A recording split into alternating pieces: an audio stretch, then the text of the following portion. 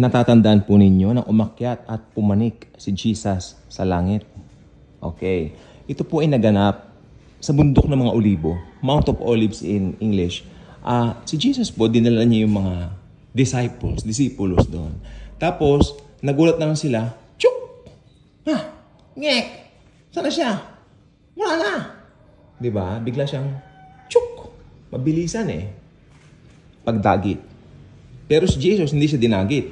Pumanik siya sa kanyang sariling power.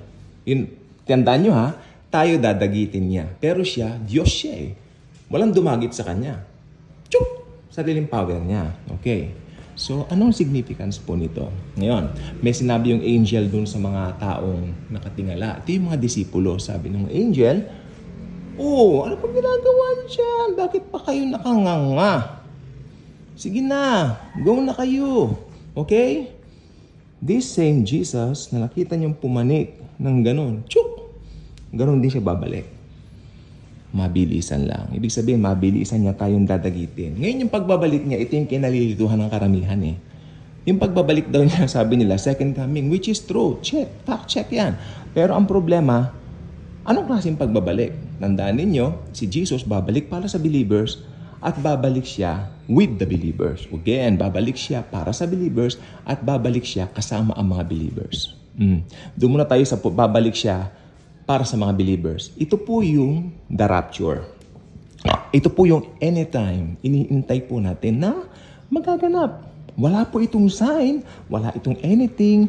Imminent means mangyayari kahit anumang oras, anytime. In a twinkling of an eye, na sabi ng banal na kasulatan ng Biblia. Kaya, nandito na po tayo. It's very close, mga kaibigan. Okay? Ngayon, pag na-rapture po tayo again, 7 years tayo sa langit habang dilubyo sa lupa, no? Sa langit naman po happy tayo, nabigyan tayo ng mga rewards natin. Judgment seat of Christ, pero hindi po siya yung hahatulan tayo, kundi magbibigay siya ng reward. Ito po yung the Bema seat of Christ na tinatawag. Okay?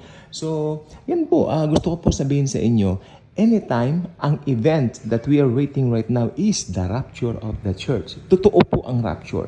Huwag kayong maniwala doon sa nagsasabing, walang rapture, ang dami ko nakikita po. And I'm so sad for these people.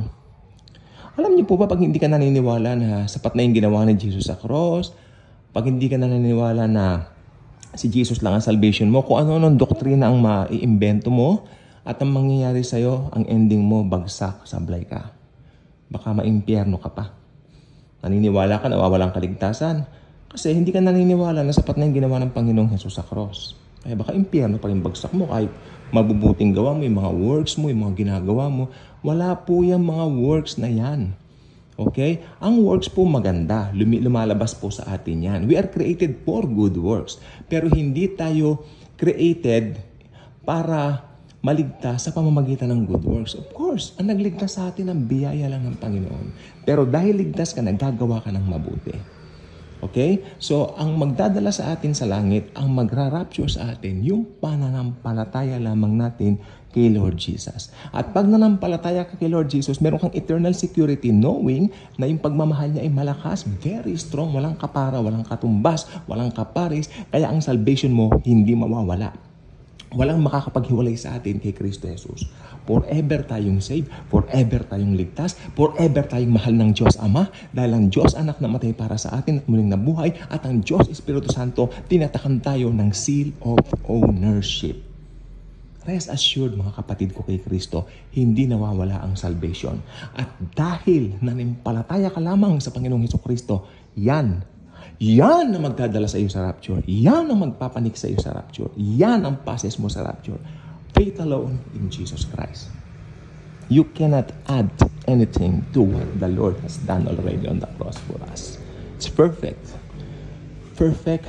Sa sobrang pagka-perfect nito, talagang wow. Sabi nga po ng isa sa pinakamagaling na evangelist na si Miss Rene Rowland, dati po siyang Hollywood actress pero ngayon siya po ay evangelist na. Isa po siya sa pinakamagaling na evangelist na aking na-encounter sa buong buhay ko. Si Rene Rowland, no? Sabi niya ganoon, wala kang pwedeng gawin para mahiwalay ka kay Jesus. No amount of work, sabi niya, can separate you sa pagmamahal ni Jesus. Alam nyo, pag si Rene Roland pinahinggan nyo, pag race ang topic, talagang overflowing. Miss Rene Roland. Dati siyang Hollywood actress, pero ngayon, evangelist na po siya. Try nyo po siya, nasa YouTube po. Recommended ko po yan. Kaya, yes, kung alam mo na secured tayo kay Jesus, wala makakapaghiwalay tayo sa Kanya. Wala makakapaghiwalay sa atin sa Kanya.